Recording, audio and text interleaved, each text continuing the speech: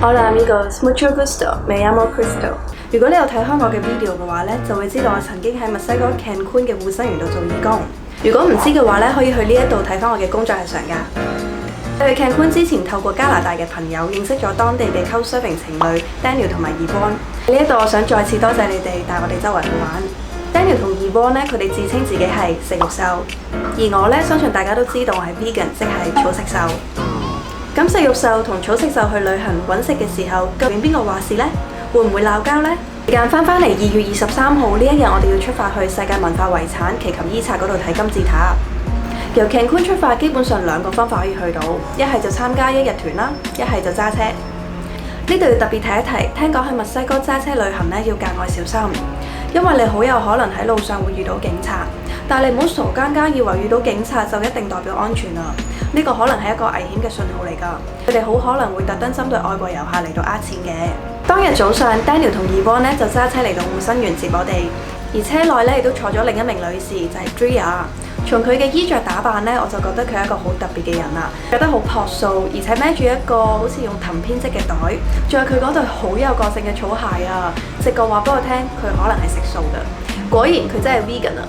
Cancun 去奇琴伊察需要2個半鐘頭，途中 Daniel 順便帶我哋去2個佢特別中意嘅地方。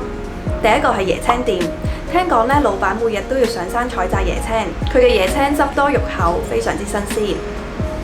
而墨西哥人咧中意喺椰肉上面撒一啲嘅調味粉，令到佢更加有味道。從佢哋食薯片都要飲salsa醬，就知道佢哋食嘢幾咁重口味啦。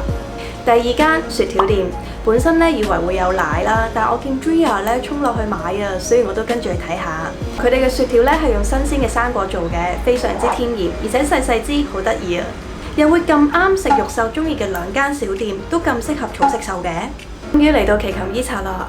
原來墨西哥人咧喺假期嚟參觀呢啲景點咧係免費㗎，但係我哋3個分別嚟自美國、香港、台灣嘅遊客咧就需要俾500 peso。奇琴伊察係古瑪雅城市嘅遺址，有金字塔神廟、殿堂、市場、球場同埋天文觀象台等等。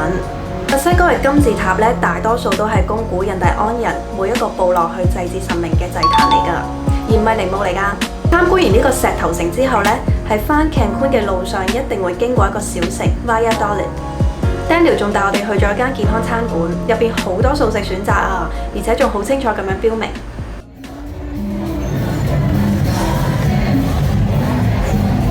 咁啱今日有一個嘉年華，超級多人啦，咁就好有墨西哥嘅風情啊！跟住同埋呢一度我感覺咧，應該係成個鎮嘅人都出晒嚟啦，因為呢個鎮真係好細。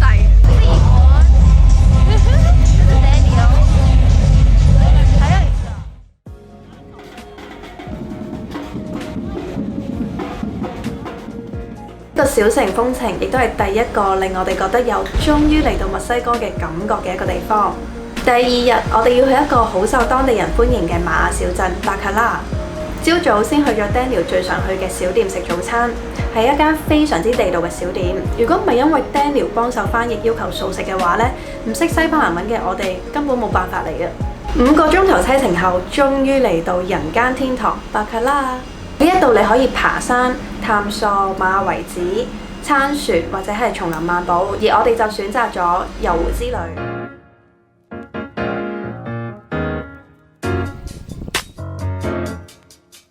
晚餐咧，我哋揾到附近嘅一間專門食 taco 同埋 burrito 嘅 Mr. Taco。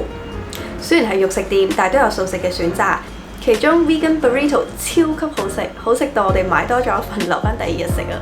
你會睇到2日嘅行程入邊啦，食肉獸同埋草食獸咧都係互相遷就㗎。有時去下素食餐館啦，有時去下素食友善餐館。雖然咧我都好想大家盡量可以食素，但係都明白每個人嘅食素節奏咧都有所不同，所以冇話邊個聽邊個講嘅。最重要係互相尊重、和平相處。喺呢一度，我想分享一個小插曲。大家應該都知道，素食咧相對地仍然屬於小眾，所以大部分嘅素食者咧都唔想為身邊嘅肉食好朋友帶嚟麻煩。我哋出遊嘅時候咧，一般都會自備食物嘅。